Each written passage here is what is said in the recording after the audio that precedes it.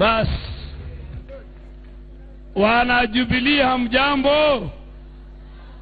Salamu alaikum. Bwana asifiwe. Tusalamiane kwa hewa. Your Excellency Mheshimiwa Uhuru Kenyatta, we were here, or we were in Kasarani 4.5 years ago. 4.5 years ago, when we chose you and we endorsed you as our leader and as our captain of the Jubilee team then. Today, Your Excellency, we are here back at the Bomas of Kenya to give you another opportunity, not by default, but what you have done and what your government has achieved for the people of Kenya, Your Excellency. Your Excellency, before you are the aspirants of the Jubilee Party members and its affiliates. Your Excellency, you told us you want a party that represents the face of Kenya, where people of all regions, all ethnic shades of life, and all religions will have a space to sit. That dream, Your Excellency, we have achieved today. Your Excellency, you said we must bring equity and inclusivity in the nation. I want to stand here and challenge our competitors who always use the tribal card and take them the memory lane of the leadership of Jubilee in Parliament and compare with their leadership in the legislature. Your Excellency, I am the leader of the majority, and I come from the north. I don't come from central, neither the rift. My deputy, Your Excellency, is Naomi Shaban from the coastal region. Your Excellency, the majority whip in the National Assembly is a Maasai, my good friend, our whip, Honorable Katole Metito. His deputy is Honorable Washiali from Western Kenya. Mr. President, I want to tell the people of Kenya, look at the leadership of the minority in the National Assembly, or our competitors. The leader of minority in the National Assembly is Francis Njenze. He comes from Kitui County, the backyard of Honorable Kalonzo Musyoka. His deputy is the nephew of Raila Amolo Odinga, Honorable Jakoyo Mitio, and even cousin. If you look at the Senate, the leader of the minority is none other than Moses Wetangula. He gave himself a job. His deputy and all the leadership. You look at Honorable Johnson Mudama, the majority whip. The counterpart of the Jubilee in the Senate is nominated Senator Beatrice Elachi. The leader of majority in the Senate, Honorable President, is none other than Professor Kindiki from a very tiny, remote, dry part of Eastern Province, Tharaka Nithi. This is the kind of the picture we want to tell the people of Kenya, that your government believes in inclusivity. Mr. President, you fought for the rights of women in this country. And since independence, no any other government, your father's government, Mzee Moi, Mzee Kibaki, did we have 6 women cabinet ministers. 2 of them holding the portfolio of defense and foreign ministry. Never seen even in the continent of Africa. This is what you have done for the women of Kenya.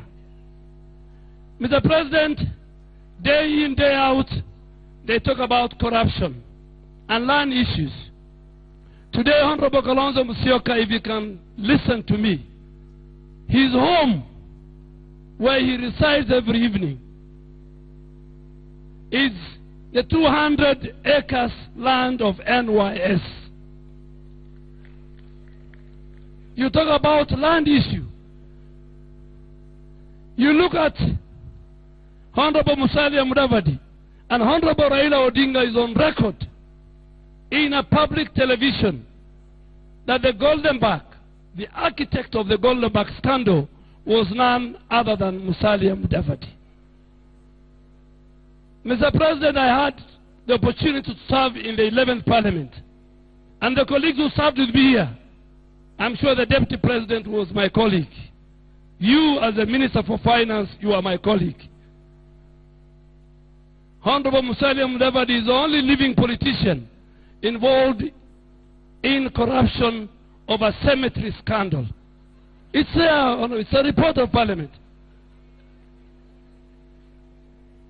Mr. President, Honorable Moses Wetangula is the only living, and I want to send my condolences to the first foreign minister of the Republic of Kenya, Dr. Munyi Wayaki, which you buried the other day. From Munyi Wayaki to Amina Mohammed today, the only living foreign minister who sold our Kenyan embassies in Tokyo is none other than Moses Wetangula. Mr. President, Nitoboe. Because as we approach the general election, we want the people of the Kenya to make a choice between those when they were given an opportunity, who delivered on the promise they made to the people of Kenya, and those who from morning to evening they peddle lies, propaganda, and ethnic politics in our country. Mr. President, those of us who work with you, and those of us who are here, who are forming the team that will play the rematch of 2017, and we are very happy they are giving us a rematch. We have the same team. I thought they will give us Moses Wetangula. I thought they will give us Kalonzo Musyoka. But they have given us a captain that we know, a captain that we have an age difference with, a captain that we know his politics is based on ethnic and hate and division and poverty of the people of Kenya. We present you, Your Excellency, today when you have a scorecard in health, in education, in infrastructure, in social security, in security itself, in unifying the nation. You have a scorecard. In 2013, Mr. President, we had a baggage. We were not in government. We had the ICC on our shoulders. Today, I want to thank the Almighty God. I want to thank the Almighty God who shaded the heavy load that we carried in 2013. In 2017, we are going to the field, to that special march, when we are energized, when we have a scorecard, when we have unified our people, when we have put all our parties together. Mr. President, those of us who are here, we are up to the task. We have the youngest governors. We will produce the first women governors. We will produce the first women senators. We will produce the first people with a disability who will win elective seats. We have hustlers who won MCAs among us here, shoe shiners and watchmen This is a party of the rich and the poor and all shades of life. In conclusion, before I invite the Deputy President,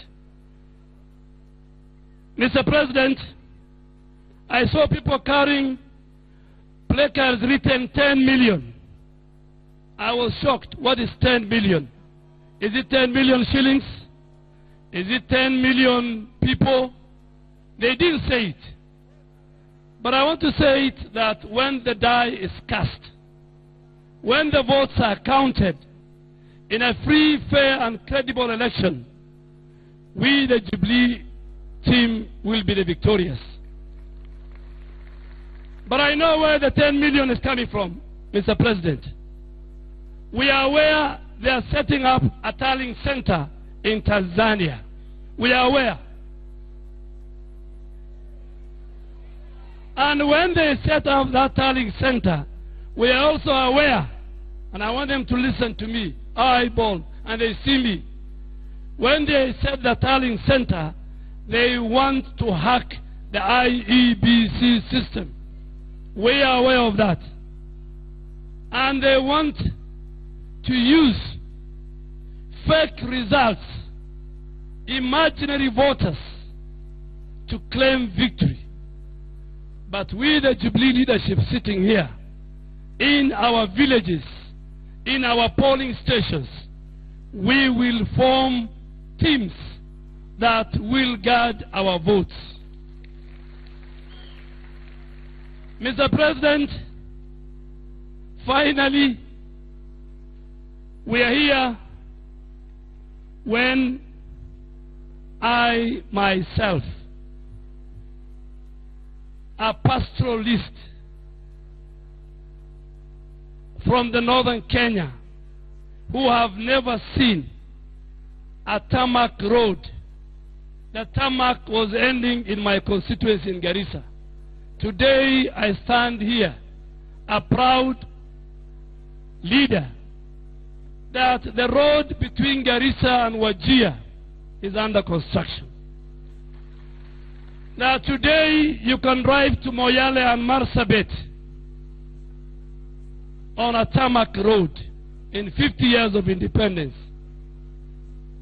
That today the national grid has reached northern part of Kenya. That the same electricity that is found in Nairobi can be accessed by the residents. That you created a nation where all of us can be proud on. But I want to give free advice to my colleagues. The 3 principles, or the 4 principles, or the 5 principles, or the assistant ministers. That when Uhuru Kenyatta is uniting the nation across ethnic, religious, and regional dimension, you want to share the cake among 3 communities. Where are the Somalis? Where is the Muslim community? And Mr. President, I tell people every day that, and I want to tell the people of Kenya, please take your children to school. Give your children education. You have seen the damage when you don't take your child to school, or when your child gets a D- and becomes a leader, how that country can go about. Mr. President, I have said much. We are proud of you. You have led us 4.5 years. We have a proud nation. All of us are ready to hit the tarmac. Where the rubber meets the road, we will campaign for you. We will campaign for ourselves. We will bring back the tyranny both in the Senate and in the National Assembly. And Mr. President, last night I watched the Congress, the US Congress. And that is where I saw a similar tyranny is working when the Obamacare was thrown out. So it's not only us, it's everywhere in the world that democracy dictates. With those many, many remarks, I want to invite